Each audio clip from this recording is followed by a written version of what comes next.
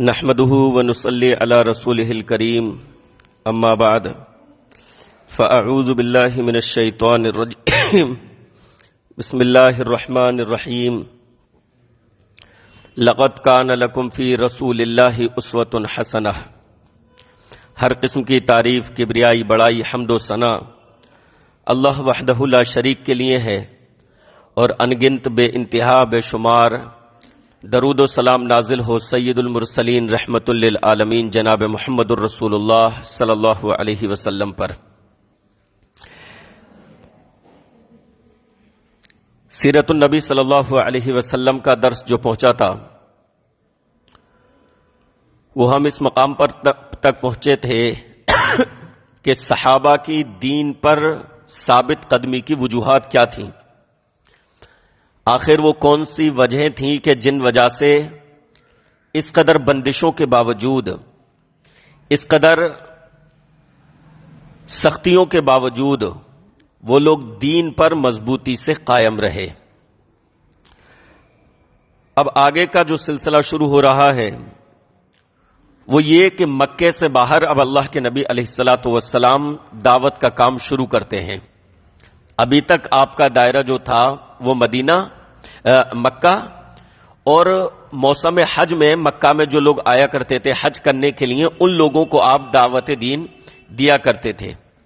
اب رسول گرامی علیہ الصلاۃ والسلام نے یہ ارادہ فرمایا کہ مکے سے باہر جو ہے وہ دین کی دعوت چل کر دی جائے، اور اس کے لیے رسول اللہ صلی اللہ علیہ وسلم نے انتخاب فرمایا طائف کا، اور آپ نے یہ ارادہ فرمایا کہ ممکن ہے طائف سے کچھ لوگوں کی حمایت حاصل ہو جائے، وہاں سے کچھ لوگ آغوش اسلام میں داخل ہو جائیں اور وہ لوگ اسلام قبول کر لیں، جس سے اسلام کو جو ہے طاقت مل جائے، قوت مل جائے۔ اس ارادے کے ساتھ رسول اللہ صلی اللہ علیہ وسلم نے شوال کے مہینے میں 10 نبوت کو، یعنی نبوت کے 10ویں سال، اللہ کے نبی علیہ الصلاۃ والسلام نے طائف کا سفر طے کیا، طائف کا ارادہ فرمایا، اور طائف جاتے ہوئے اللہ کے نبی علیہ الصلاۃ والسلام نے پیدل راستہ اپنایا، یعنی سواری پر سوار ہو کر نہیں گئے۔ اسی طریقے سے آپ علیہ الصلاۃ والسلام کے ساتھ آپ کے غلام زید بن حارثہ بھی تھے، آزاد کردہ غلام جن کو آزاد کر دیا تھا، زید بن حارثہ بھی تھے، اور پیدل آپ نے اپنا سفر شروع کیا۔ اس کے پیچھے رسول گرامی علیہ الصلاۃ والسلام کی حکمت ہو سکتی ہے کہ غلام کو صرف اپنے ساتھ اس لیے لیا کہ اور کئی صحابہ کو اگر لیتے باقی تو مشرکین مکہ جو ہے بھانپ جاتے کہ بھئی یہ پورا گروہ، یہ جماعت، یہ اتنے لوگ کہاں جا رہے ہیں تیار ہو کر۔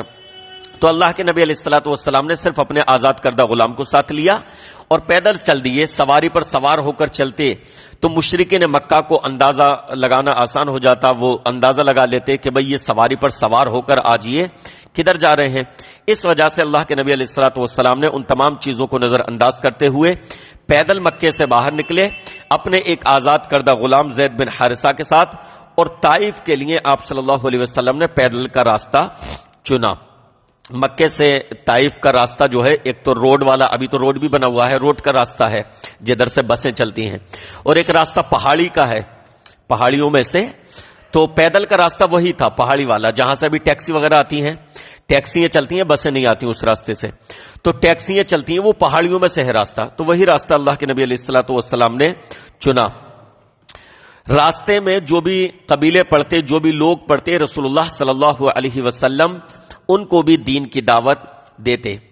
طائف، لیکن راستے میں جتنے لوگوں کو آپ علیہ الصلاۃ والسلام نے دین کی دعوت دی، کسی نے بھی اسلام قبول نہیں کیا۔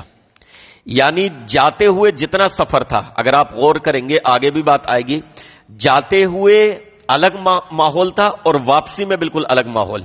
تو جاتے ہوئے اللہ کے نبی علیہ الصلاۃ والسلام نے دین کی دعوت دی، لیکن کسی نے بھی اسلام کی دعوت کو قبول نہیں کیا، اور سب نے آپ علیہ الصلاۃ والسلام کی دعوت کو رد فرما دیا۔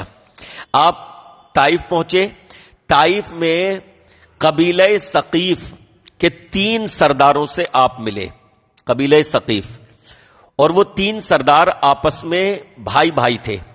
ایک کا نام تھا ابن عبد الیال، اور بعض نے عبد الیال ذکر کیا، ابن عبد الیال ہے ان کا نام۔ اسی طریقے سے ایک کا نام تھا مسعود اور ایک حبیب. یہ 3 بھائی تھے. یہ 3 جو ہے بڑے سردار تھے. اور اللہ کے نبی علیہ الصلوۃ والسلام نے جب ان پر دعوت کو پیش کیا تو ان تینوں نے آپ کی دعوت کو رد کر دیا، ماننے سے انکار کر دیا. تینوں نے. ایک نے یہ کہا کہ اگر تم رسول ہو تو میں خانہ کعبہ کے پردے کو پھاڑوں. یعنی یہ کہاوت تھی اس وقت میں، جیسے یہ ہوتا ہے نا کہ اگر ایسا ہو تو میں ہلاک ہو جاؤں، ایسا ہو تو میں برباد ہو جاؤں. اردو میں یہ کہاوت کہی جاتی ہے. اسی طریقے سے یہ کہاوت تھی، یعنی کہ تمہارا رسول ہونا ناممکن ہے، کیونکہ کعبے کو پھاڑنا یہ بڑی بات ہے، توہین ہے. تو انہوں نے گویا اپنے آپ کو بد دعا دی کہ اگر تم رسول ہو تو میں کعبے کے پردے کو پھاڑوں، یعنی میں تمہیں رسول نہیں مانتا، تمہارا رسول ہونا ناممکن ہے. اسی طریقے سے دوسرے نے یہ جواب دیا کہ اچھا، اللہ کو رسول بنانے کے لیے تم ہی ملے تھے اور کوئی نہیں ملا تھا، اللہ نے تمہیں ہی اپنا رسول بنا کر بھیجا. تیسرے نے یہ جواب دیا کہ میں تم سے بات ہی نہیں کرنا چاہتا اس مسئلے پر، میں خاموش ہوں. تیسرے نے کیا کہہ کر رد کیا؟ جسے کہتے ہیں میں منہ نہیں لگنا چاہتا. ایک اس استہزاء والے انداز میں کہا میں تم سے بات ہی نہیں کرنا چاہتا. اگر تم واقعتاً رسول ہوئے، اللہ کے سچے رسول ہوئے، تو پھر تمہاری دعوت کو نہ ماننا یہ میرے لیے بڑی خطرناک بات ہوگی.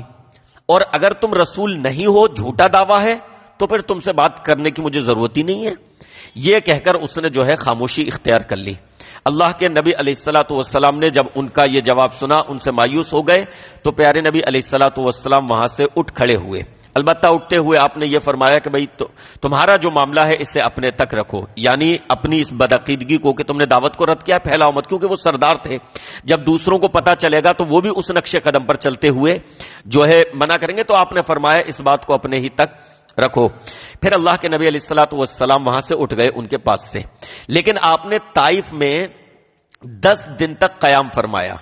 10 دن تک آپ طائف میں رکے اور روزانہ اللہ کے نبی علیہ الصلوۃ والسلام لوگوں کو اسلام کی دعوت دیتے تھے. دوسرے سرداروں کے پاس جاتے، ان کو اسلام کی دعوت دیتے. فردن فردن اور لوگوں کے پاس جاتے، ان کو اسلام کی دعوت دیتے. لیکن 10 دن کی مدت میں پورے طائف میں کسی ایک شخص نے بھی اسلام قبول نہیں کیا. مکے سے آپ اس امید سے آئے تھے کہ وہاں سے تھوڑی سی حمایت مل جائے گی، ہو سکتا ہے وہ لوگ اسلام قبول کر لیں. لیکن یہاں یہ حال کہ 10 دن میں کسی ایک شخص نے بھی اسلام قبول نہیں کیا. بلکہ جب اللہ کے نبی علیہ الصلوۃ والسلام وہاں سے جانے لگے تو ان لوگوں نے آپ کے پیچھے اوباش لڑکوں کو لگا دیا، شرارتی لڑکوں کو، بدماش لڑکوں کو. یہ لوگ آپ کے پیچھے شور مچاتے، آپ کے پیچھے تالیاں پیٹا کرتے تھے، اسی طریقے سے ہنگامہ کرتے، آپ کے بارے میں غلط سلط الفاظ کا استعمال کرتے. یہ ساری چیزیں اسی طریقے سے آپ کو پتھر مار رہے تھے. آپ کے ساتھ آپ کے آزاد کردہ غلام حضرت زید بن حارثہ تھے جو آپ کی ڈھال بنے ہوئے تھے، اور وہ کوشش کرتے تھے کہ ان اوباش لڑکوں کا کوئی پتھر آپ تک نہ پہنچے. لیکن اس کے اور اس تعلق سے ان کے سر میں چوٹ بھی آئی حفاظت کی وجہ سے. لیکن آپ علیہ الصلوۃ والسلام تک کسی نہ کسی طرح کچھ پتھر پہنچے، اور آپ کو اس قدر پتھر لگے کہ آپ کی ایڑیوں سے خون بہا، اور وہ اس خون میں آپ علیہ الصلوۃ والسلام کے نعلین، جوتے تر بتر ہو گئے. اس خون میں اللہ کے نبی علیہ الصلوۃ والسلام کو طائف میں جو ہے پتھر مارے گئے. اللہ کے نبی علیہ الصلوۃ والسلام چلتے جاتے تھے اور یہ اوباش لڑکے پیچھے سے ہو ہلا کرتے جاتے تھے، پتھر مارتے جاتے تھے، حتیٰ کہ رسول گرامی علیہ الصلوۃ والسلام طائف سے تقریباً 3 میل کے فاصلے، یعنی تقریباً 3 میل کے فاصلے پر اللہ کے نبی علیہ الصلوۃ والسلام جب آگے نکلے تو وہاں پر ایک باغ تھا. وہاں پر ایک باغ تھا عتبہ اور شیبہ کا. عتبہ اور شیبہ جو ربیعہ کے بیٹے تھے، تو ان کا باغ تھا. اللہ کے نبی علیہ الصلوۃ والسلام نے وہاں پر جا کر پناہ لے لی، وہاں پر جا کر بیٹھ گئے. آپ علیہ الصلوۃ والسلام ایک انگور کی بیل کے سائے میں وہاں پر بیٹھ گئے. تو عتبہ اور شیبہ نے دیکھا، حالانکہ وہ بھی آپ پر ایمان نہیں لائے تھے اور آپ کے مخالف تھے، لیکن جب آپ کو اس حالت میں دیکھا اور یہ دیکھا کہ طائف سے ستائے ہوئے یہاں پر آئے ہیں، تو ان کے دل میں تھوڑا سا جذبہ قرابت جو ایک ہوتا ہے نا کہ بھئی ہمارے علاقے کا، ہمارے شہر کا، وہ جذبہ قرابت جو ہے ذرا سا ان کے دل میں جو ہے وہ اٹھ گیا، اور آپ علیہ الصلوۃ والسلام کو تسلی سے، اطمینان سے بیٹھنے دیا. پھر اپنے غلام سے کہا کہ لو ایک انگور کا ایک گچھا لو اور اس شخص کو دے آؤ. عداس نام کا غلام ایک عیسائی غلام تھا، نصرانی. کہا کہ یہ انگور کا گچھا لو اور اس شخص کو دے آؤ، بھوکا ہے اور نڈھال ہے بھوک سے. تو عداس جو ہے انگور کا گچھا آپ علیہ الصلوۃ والسلام کی خدمت میں لے کر حاضر ہوا. رسول گرامی علیہ الصلوۃ والسلام نے انگور کھانے اس میں سے شروع کیے بسم اللہ کہہ کر. آپ نے بسم اللہ کہہ کر انگور کھانے شروع کیے. تو یہ عیسائی تھا، یہ غلام عداس. تو اس نے یہ کہا کہ بھئی یہ جملہ آپ نے کیا کہا؟ اس لفظ سے تو اس علاقے والے وہ نہیں ہیں، جانتے نہیں ہیں اس جملے کو. تو یہ جملہ آپ نے کون سا کہا؟ تو کہا کہ تم کس علاقے کو ہو؟ رسول گرامی علیہ السلام نے پوچھا تم کون سے علاقے کے ہو؟ تو کہا میں نینوا کا ہوں. عراق میں ایک علاقہ پڑتا ہے مشہور، وہاں کا شہر ہے. کہا میں نینوا کا ہوں. کہا اچھا، مرد صالح نیک آدمی یونس بن متہ کے علاقے کے ہو. کہا کہ آپ کیسے جانتے ہیں ان کو؟ حضرت یونس ذنون جو مچھلی کا واقعہ ہے، جن کا مچھلی کے پیٹ میں چلے گئے تھے. کہا آپ کیسے جانتے ہیں ان کو؟ کہا وہ میرے بھائی لگتے ہیں، رشتے میں میرے بھائی ہیں. بھائی وہ بھی نبی تھے اور میں بھی نبی ہوں. رسول اللہ صلی اللہ علیہ وسلم نے فرمایا وہ بھی نبی ہیں اور میں بھی نبی ہوں. تو عداس نے جب آپ علیہ الصلوۃ والسلام کی زبانی یہ بات سنی، ایک تو بسم اللہ والا واقعہ اور دوسرے حضرت یونس کے تعلق سے، تو اس نے آپ صلی اللہ علیہ وسلم کی پیشانی کو بوسہ دیا، چوما، اور وہ ایمان لے آیا. اب یہ دور سے شیبہ اور عتبہ دیکھ رہے تھے تو وہ باتیں کرنے لگے کہ ارے انہوں نے تو ہمارے غلام کو بھی بگاڑ دیا. انہوں نے پہلے سے ان کے اسی طرح کے تبصرے ہوا کرتے تھے، کچھ دیر کے لیے نرم پڑ گئے تھے کہ طائف سے ستائے ہوئے آ رہے ہیں، تو کہا ارے ہمارے غلام کو بھی بگاڑ دیا. بہرحال یہ اس نے اسلام قبول کر لیا عداس نے، اور یہ واپس پلٹا. تو ان دونوں نے کہا کہ کیا معاملہ تھا، کیا چل رہا تھا؟ کہا کہ ارے یہ جو آئے ہیں اس وقت انہوں نے مجھے ایسی بات بتائی ہے جو سوائے نبی کے کوئی اور نہیں بتا سکتا. ایسی بات بتائی ہے. حضرت یونس کا ذکر، وہ کس بستی سے تھے، وہ ساری معلومات یہ صرف کسی نبی ہی کو معلوم ہو سکتا ہے، کوئی اور نہیں بتا سکتا. تو انہوں نے کہا کہ دیکھو سوچ سمجھ لو اور اچھی طرح سے سوچ سمجھ لو، کیونکہ تمہارا دین اس کے دین سے بہتر ہے. تمہارا دین، کیا کہا؟ تمہارا دین، عیسائیوں کا دین اس کے دین سے بہتر ہے. بہرحال عداس جو ہے وہ اسلام قبول کر چکا تھا. تو رسول گرامی علیہ الصلوۃ والسلام کو یہاں سے ایک حوصلہ ملا کہ واپس ہوتے ہوئے، جاتے ہوئے کسی نے اسلام قبول نہیں کیا تھا، لیکن واپس ہوتے ہوئے ایک اس نصرانی غلام نے اسلام قبول کیا.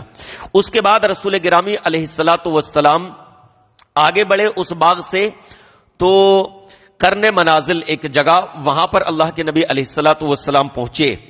اور وہاں جب آپ پہنچے تو وہاں پر حضرت جبرائیل اور پہاڑوں کا فرشتہ حاضر ہوا. حضرت جبرائیل علیہ الصلوۃ والسلام نے سلام عرض کیا اور سلام کرنے کے بعد یہ کہا کہ اللہ کے رسول صلی اللہ علیہ وسلم، آپ کی ان قوم والوں نے، طائف والوں نے آپ کو جو جواب دیا ہے اللہ نے اس کو سن لیا، اور اللہ نے فرشتہ بھیجا ہے پہاڑوں کا. آپ اگر حکم دیں تو یہ جو ہے ان کو تہس نہس کر دے پہاڑوں کو ملا کر. تو پہاڑوں کے فرشتے نے بھی جو ہے سلام کیا اور کہا کہ اللہ کے رسول، اللہ تعالیٰ نے مجھے بھیجا ہے یہ حکم دے کر کہ اگر آپ فرمائیں تو ان دونوں پہاڑوں کو جو ہے ملا دیا جائے اور ان کو ملیا میٹ کر دیا جائے، ان کو تہس نہس کر دیا جائے.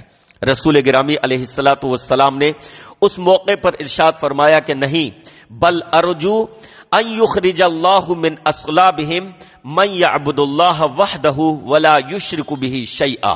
کہا کہ نہیں، بلکہ مجھے امید ہے کہ اللہ تعالی ان کی نسلوں میں سے ایسے لوگوں کو پیدا فرمائے گا کہ جو صرف اور صرف ایک اللہ کی عبادت کریں گے اور اللہ کے ساتھ کسی کو شریک نہیں کریں گے.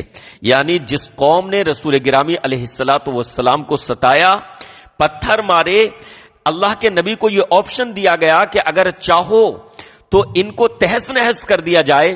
رسول اللہ صلی اللہ علیہ وسلم نے اس موقع پر بھی ان کو ایک طرح سے معاف فرما دیا، درگزر سے کام لیا، عفو سے کام لیا، اور یہ امید ظاہر کی کہ مجھے امید ہے کہ ان کی نسلوں میں سے ہو سکتا ہے ایسے لوگ پیدا ہو جائیں جو صرف اور صرف ایک اللہ کی عبادت کرنے والے ہوں اور کسی کو اللہ کے ساتھ کسی کو شریک نہ کریں۔ اس کے بعد رسول اللہ صلی اللہ علیہ وسلم اپنے غلام زید بن حارثہ کے ساتھ آگے بڑھے، تو آگے بڑھ کر آپ نے پھر اگلا جو پڑاؤ ڈالا وہ وادی نخلا میں ڈالا۔ اگلا پڑاؤ وادی نخلا میں۔ وادی نخلا میں ایک اور معاملہ پیش آیا جو رسول اللہ صلی اللہ علیہ وسلم کے لیے انتہائی حوصلہ افزا تھا، جس میں آپ کے لیے انتہائی تسلی تھی۔ جب آپ علیہ الصلوۃ والسلام وادی نخلا میں تھے تو وہاں پر جنات کی ایک جماعت آئی، جن گزر کر جا رہے تھے، تو جنات کی ایک جماعت آئی، اس نے رسول اللہ صلی اللہ علیہ وسلم نے سے قرآن مجید سنا، کہہ کر نہیں، یہ اطلاع آپ کو بعد میں دی گئی۔ آپ علیہ الصلوۃ والسلام وہاں پر تلاوت فرما رہے تھے قرآن کی، تو جن وہاں سے گزر رہے تھے، تو جب انہوں نے قرآن مجید کو سنا آپ کی زبانی، تو ان پر قرآن جو ہے اثر کر گیا کہ یہ کلام جو ہے انسان کا کلام نہیں ہے، اور پھر وہ جو ہے اللہ کے نبی علیہ الصلوۃ والسلام پر ایمان لے آئے۔ قرآن مجید میں اس واقعے کا دو جگہ ذکر ہے جنات کا، کہ جن آپ علیہ الصلوۃ والسلام پر ایمان لائے وادی نخلا میں۔ ایک جگہ اللہ رب العالمین نے ارشاد فرمایا وَإِذْ صَرَفْنَا إِلَيْكَ نَفَرًا مِّنَ الْجِنِّ يَسْتَمِعُونَ الْقُرْآنَ، اور جب ہم نے آپ کی طرف جنوں کی ایک جماعت کو، جنوں کے ایک گروہ کو پھیر دیا، یعنی ان کی گزرگاہ آپ کے پاس سے بنا دی۔ فَلَمَّا حَضَرُوهُ قَالُوا أَنصِتُوا، جب وہ حاضر ہوئے پیارے نبی علیہ الصلوۃ والسلام کے پاس تو کہا خاموش ہو جاؤ، یعنی جنوں نے ایک دوسرے سے کہا خاموش ہو جاؤ۔ فَلَمَّا قُضِيَ وَلَّوْا إِلَىٰ قَوْمِهِمْ مُنذِرِينَ، جب آپ علیہ الصلوۃ والسلام قرآن مجید پڑھ چکے، تلاوت فرما چکے، تو وہ اپنی قوم کی طرف جن جو ہیں اس حال میں لوٹے کہ وہ ڈرانے والے تھے، یعنی وہ خود ایمان لے آئے اور اپنے لوگوں کے پاس گئے تو اپنی دوسرے جنوں میں بھی جو ہے دعوت و تبلیغ کا فریضہ انجام دینے لگے، اور یہ کہنے لگے قالوا یا قومنا انا سمعنا کتابا انزل من بعد موسیٰ مصدقا لما بین یدیہ یہدی الی الحق و الی طریق مستقیم، یہ کہنے لگے کہ اے ہماری قوم کے لوگوں، ہم نے ایک ایسی کتاب کے بارے میں سنا، ہم نے ایک ایسی کتاب کو سنا ہے کہ جو حضرت موسیٰ علیہ الصلاۃ والسلام کے بعد نازل کی گئی ہے، مصدقا لما بین یدیہ، جو اپنے سے پہلوں کی تصدیق کرتی ہے، اپنے سے پہلے نبیوں کی تصدیق کرتی ہے، اپنے سے پہلی کتابوں کی تصدیق کرتی ہے۔ تصدیق کا مطلب یعنی اس کو سچا جاننا، یعنی یہ وہ دین آیا ہے، یہ وہ اسلام ہے، یہ وہ قرآن ہے جو ایسا نہیں ہے کہ حضرت موسیٰ کو جھٹلائیں کہ وہ نبی نہیں تھے، حضرت عیسیٰ کو جھٹلائیں، حضرت ابراہیم کو جھٹلائیں، پہلے کے پیغمبروں کو جھٹلا دیں اور اپنا دعویٰ پیش کریں، نہیں، ان کا دعویٰ تو یہ ہے کہ وہ بھی نبی تھے۔ حضرت آدم علیہ الصلاۃ والسلام سے لے کر حضرت عیسیٰ علیہ الصلاۃ والسلام تک انبیاء اور رسول کا سلسلہ ہے، وہ سارے کے سارے اپنے اپنے وقتوں میں اپنے اپنے علاقے میں نبی تھے، لیکن اب آخری رسول جناب محمد الرسول اللہ صلی اللہ علیہ وسلم ہے۔ ایمان سب پر لانا ہے، لیکن اتباع اور پیروی جو ہے اب آخری رسول جناب محمد الرسول اللہ صلی اللہ علیہ وسلم کی کرنی ہے۔ تو اس کا یہ مطلب ہوتا ہے مصدقا لما بین یدیہ، کہ یہ ہمارے ان پرانے پیغمبروں کو نہیں جھٹلا رہے۔ حضرت عیسیٰ نبی تھے، حضرت موسیٰ نبی تھے، حضرت داؤد، حضرت سلیمان، ان پیغمبروں کو یہ جھٹلا نہیں رہے، ان کی تصدیق کر رہے ہیں کہ وہ بھی نبی تھے، اللہ نے ان کو بھی نبی بنا کر بھیجا تھا، تو یہ ان کی تصدیق کرنے والے ہیں، اور اب سیدھی راہ کی طرف، حق کی طرف جو ہے یہ رہنمائی کرتے ہیں، وَإِلَىٰ طَرِيقٍ مُسْتَقِيمٍ، راہ راست کی طرف۔ یا قومنا اجیبوا داعی اللہ وآمنوا بہ یغفر لکم من ذنوبکم ویجرکم من عذاب علیم، ایک ہماری قوم کے لوگوں، اجیبوا داعی اللہ، اللہ کے اس داعی کی دعوت کو تم قبول کر لو، اللہ کے اس داعی کی دعوت کو تم قبول کر لو۔ گویا کہ جنات کی یہ جماعت خود تو ایمان لے آئی اور ساتھ ہی ساتھ یہ دوسرے جنات میں بھی دعوت و تبلیغ کا فریضہ انجام دینے لگے کہ اللہ کے اس داعی کی یعنی آخری رسول کی دعوت کو قبول کر لو. وآمنوا بہ، اور ان پر ایمان لے آؤ، اللہ تعالیٰ تمہارے گناہوں کو معاف فرما دے گا اور اللہ تعالیٰ تمہیں دردناک عذاب سے بچا لے گا. تو ایک تو اللہ تعالیٰ نے یہاں ذکر کیا، اور ایک اور دوسری جگہ سورہ جن میں فرمایا قل اوحی الی انہ استمع نفر من الجن فقالوا انا سمعنا قرآنا عجبا یہدی الی الرشد فآمنا بہ ولن نشرک بربنا احدا.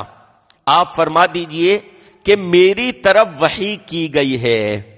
اس سے یہ پتا چلا کہ جنات نے آپ کی زبانی قرآن سنا تھا، وہ ایمان لے آئے تھے، لیکن اس واقعے کی آپ کو خبر نہیں تھی. اللہ تعالیٰ نے وحی کے ذریعے آپ کو اس کی اطلاع دی، آپ کو خبر جو ہے اس کی.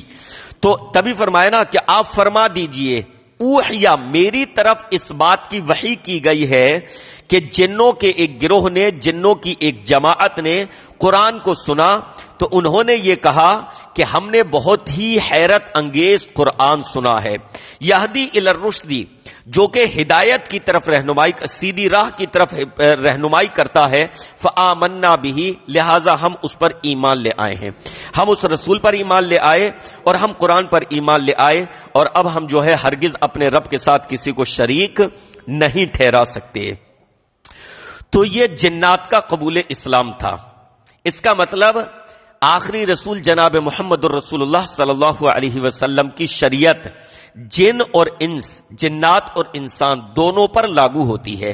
اللہ رب العالمین نے قرآن مجید میں ارشاد فرمایا وَمَا خَلَقْتُ الْجِنَّ وَالْإِنسَ إِلَّا لِيَعْبُدُونَ، ہم نے جنات اور انسانوں کو اپنی عبادت کے لیے پیدا کیا ہے.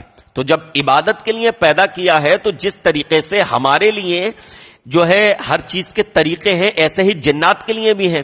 ان کے لیے بھی عقیدہ توحید، شرک نہ کرنا، یہ تمام چیزیں. اور یہ جو جنات ہوتے ہیں نا جو پریشان کرتے ہیں، اور جو جنات یہ تمام چیزیں کرتے ہیں، کسی پر آ جانا اور اس سے جو ہے شرکیہ کام کروانا، یہ سارے اس طرح کے ہوتے ہیں جو شیطان کی نسل میں، یعنی شرکیہ جن کا عقیدہ شرک. ایک موحد جن وہ کسی کو تکلیف نہیں دے گا، وہ کسی کو پریشان نہیں کرے گا، جو موحد جن ہوگا، توحید والا.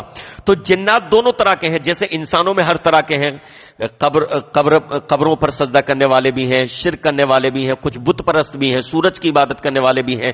انسانوں میں ہر طرح کے ہیں. اسی طریقے سے صرف ایک اللہ کی عبادت کرنے والے، صرف ایک اللہ کے سامنے جھکنے والے توحید والے بھی ہیں. اسی طریقے سے جنات میں بھی ہر طرح کے ہیں، فاسق و فاجر بھی ہیں، گنہگار بھی ہیں، نافرمان بھی ہیں، شرارتیں کرنے والے بھی ہیں، نیکوکار بھی ہیں، صالحین بھی ہیں، اچھے جنات جو ہیں، ہے نا، موحد جن، اس طرح کے جن بھی ہیں. بلکہ سلف میں اس طرح کے کچھ واقعات میں ملتے ہیں کہ ان سے کسی جن نے ملاقات کی ہے اور ان کی عمریں بہت ہوتی ہیں، اور بعض جنوں نے ملاقات کی ہے جس نے اللہ کے نبی علیہ الصلوۃ والسلام کا زمانہ پایا. اس نے کہا کہ یہ حدیث تو میں نے خود اللہ کے نبی سے سنی ہے. تو ان کی عمریں بھی بہت زیادہ ہوتی ہیں. تو بہرحال جنات نے جو ہے اسلام قبول کیا. اللہ رب العالمین نے پیارے نبی علیہ الصلوۃ والسلام کو اس واقعے کے ذریعے جو ہے آپ کی حوصلہ افزائی فرمائی کہ طائف سے آپ کو جو زخم ملے تھے اور طائف کے لوگوں نے آپ کی دعوت کو جس طریقے سے رد کر دیا، جس سختی کے ساتھ رد کر دیا، اس کی وجہ سے آپ کے دل پر جو مایوسی اور افسردگی کے بادل چھائے ہوئے تھے، وہ بادل ان واقعات سے کسی قدر چھٹ گئے. ایک تو جنات نے اسلام قبول کیا، اداس نے اسلام قبول کیا، تو ان واقعات سے جو ہے یہ جو ہے آپ کی افسردگی کے بادل کچھ چھٹ گئے، اور آپ نے پھر سے یہ ارادہ فرمایا کہ اب میں مکہ پلٹتا ہوں اور پھر سے نئے دمخم کے ساتھ پھر سے میں اسلام کی دعوت دوں گا، انشاءاللہ لوگ اسلام کو جو ہے قبول کریں گے. اب آپ علیہ الصلوۃ والسلام نے جب مکے کا ارادہ فرمایا تو اسی موقع سے آپ کے غلام نے کہا تھا، زید بن حارثہ نے، کہ اللہ کے رسول آپ مکہ میں کیسے جائیں گے جبکہ آپ کی قوم والوں نے تو آپ کو نکال دیا ہے، تو آپ مکہ میں کیسے جائیں گے؟ تو اللہ کے نبی علیہ الصلوۃ والسلام نے فرمایا کہ نہیں، میں جاؤں گا. پھر آپ علیہ الصلوۃ والسلام نے مکے میں بعض لوگوں کو اپنا پیغام بھیجا کہ مجھے پناہ دے دیں. کیونکہ مکے میں بھی یہ رول تھا اس وقت، پرانے وقتوں میں یہ رول چلا کرتے تھے کہ بستی میں کسی نے اگر کسی کو پناہ دے دی ہے کہ بھئی میں نے پناہ دی، تو پھر کوئی اس سے چھیڑ چھاڑ نہیں کرتا تھا کہ چلو بھائی انہوں نے پناہ دی ہے، انہوں نے بلایا. اور اسلام میں بھی یہی رول ہے کفار کے لیے، حتیٰ کہ اگر اسلامی مملکت ہے، جنگی حالات چل رہے ہیں، کسی سپاہی نے، کسی فوجی نے پناہ دے دی ہے کسی کافر کو، تو پھر اس کی اس پناہ کو سب مانیں گے اور اس سے کوئی چھیڑ چھاڑ نہیں کرے گا. تو اللہ کے نبی علیہ الصلوۃ والسلام نے کئی لوگوں کے پاس پیغام بھیجا کہ مجھے پناہ دیں اور تاکہ میں مکے میں آ جاؤں، مجھے مکے میں داخل ہونے کی سیکورٹی دے دے ایک طرح سے. تو کئی لوگوں نے جو ہے انکار کر دیا کہ نہیں، ہم یہ رسک نہیں لے سکتے، ہم یہ پناہ نہیں دے سکتے. ایک شخص تھے مطعم بن عدی، اللہ کے نبی علیہ الصلوۃ والسلام نے ان کو پیغام بھیجا تو انہوں نے آپ علیہ الصلوۃ والسلام کے اس پیغام کو مان لیا کہ ٹھیک ہے میں پناہ دے رہا ہوں. انہوں نے اسلام قبول نہیں کیا تھا لیکن آپ کو پناہ دی اور یہ کہا کہ ٹھیک ہے آپ آ جائیے، تشریف لائیں اور میں آپ کو پناہ دے رہا ہوں. اس کے بعد انہوں نے مطعم بن عدی نے ہتھیار اپنے جسم پر لیے، اپنے بیٹوں کو ساتھ لیا، ہتھیار بند کیا اور اپنی حفاظت میں آپ علیہ الصلوۃ والسلام کو مکہ لے کر آئے. آپ علیہ الصلوۃ والسلام حرم شریف میں نماز پڑھ رہے تھے اور یہ لوگ سیکورٹی کے طور پر کھڑے تھے، یہاں تک کہ آپ صلی اللہ علیہ وسلم پھر اپنے گھر تشریف لے گئے. تو اصل معاملہ داخلے ہی کا تھا کہ بھئی جب ایک بار جا چکے تو یہ تھا کہ یہ داخل نہیں ہونے دیں گے. تو مطعم بن عدی نے پناہ دی اور پھر یہ اعلان بھی کیا حرم شریف میں کہ دیکھو میں نے پناہ دی ہے، لہٰذا کوئی شخص اب کچھ نہ کہے. اس کے بعد آپ علیہ الصلوۃ والسلام اپنے گھر چلے گئے اور پھر آپ علیہ الصلوۃ والسلام نے دعوت و تبلیغ کا فریضہ پھر سے شروع کر دیا. مطعم بن عدی نے یہ جو احسان کیا تھا آپ کو پناہ دینے کا، اللہ کے نبی علیہ الصلوۃ والسلام نے مطعم بن عدی کے اس احسان کو یاد رکھا. حتیٰ کہ جب پہلی جنگ ہوئی تھی، جنگ بدر، مطعم بن عدی کا تو انتقال ہو گیا تھا، ان کے بیٹے تھے حضرت جبیر بن مطعم. حضرت جبیر نے اسلام قبول کر لیا تھا، انہوں نے اسلام قبول کر لیا تھا. تو جنگ بدر کے موقع پر جب بہت سارے قیدی قید ہو کر آئے تو حضرت جبیر بن مطعم کچھ قیدیوں کے تعلق سے سفارش کرنے کے لیے گئے کہ اللہ کے رسول صلی اللہ علیہ وسلم ان کو چھوڑ دیجئے. سفارشیں چلتی تھیں کہ یہ ہمارے قریبی ہیں یا ان سے ہمارے یہ معاملات ہیں. تو حضرت جبیر بن مطعم رضی اللہ عنہ سفارش کرنے کے لیے گئے کچھ قیدیوں کے بارے میں. تو آپ علیہ الصلوۃ والسلام نے ان کی سفارش کو قبول کیا اور ان قیدیوں کو رہا کر دیا جن کے بارے میں انہوں نے کہا تھا، اور ساتھ ہی یہ الفاظ فرمائے کہ اگر مطعم ہوتے، یہ جبیر تھے ان کے صاحبزادے، اگر مطعم ہوتے، مطعم بن عدی اگر مطعم ہوتا اور وہ بھی ان قیدیوں کے بارے میں، ان بدبودار قیدیوں کے بارے میں، بلکہ اللہ کے نبی نے کیا فرمایا، ان بدبودار قیدیوں کے بارے میں اگر سفارش کرتا تو ہم اس کی سفارش کو قبول کرتے. تو اللہ کے نبی علیہ الصلوۃ والسلام کے ذہن میں کہیں نہ کہیں وہ احسان موجود تھا. تو اس سے یہ بھی پتا چلتا ہے کہ کسی کا جو احسان ہوتا ہے اس کو انسان کو ہمیشہ جو ہے یاد رکھنا چاہیے، ذہن میں رکھنا چاہیے، اس کو فراموش نہیں کرنا چاہیے، احسان فراموشی نہیں. تو اللہ کے نبی علیہ الصلوۃ والسلام نے قیدیوں کو آزاد بھی کیا ان کے بیٹے کے کہنے پر، اور ساتھ میں کیا کہا، مطعم ہوتے وہ سفارش کرتے تو تب بھی میں سفارش کو قبول کرتا. تو یہ معاملہ جو ہے طائف جانے کا اور طائف سے واپسی کا ہے. اس کے بعد انشاءاللہ اگلی چیزیں آگے بیان ہوں گی. اللہ رب العالمین سے دعا ہے کہ رب العالمین ہمیں سیرت کے ان روشن پہلوؤں کو اپنے ذہنوں میں محفوظ رکھنے کی توفیق عطا فرمائے. آمین یا رب العالمین.